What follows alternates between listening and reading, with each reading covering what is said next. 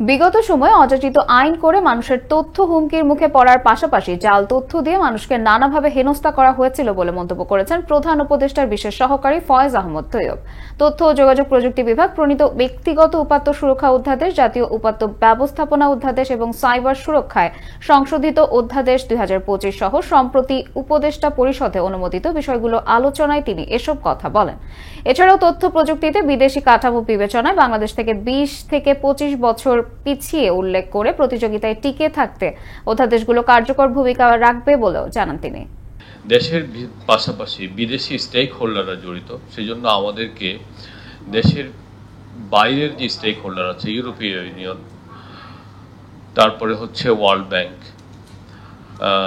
American Bangladesh business community থেকে শুরু করে মেটা, গুগল, উবার, টেক প্ল্যাটফর্ম যত কোম্পানি আছে বাংলাদেশে যারা, তাদের প্রত্যেকের সাথে ইন্ডিভিজুয়ালি কিংবা কালেকটিভলি আমাদেরকে কনসালটেশনে বসতে হয়েছে।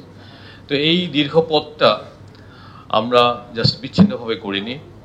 আমাদের সহকর্মীদের কথা আপনারা শুনেছেন।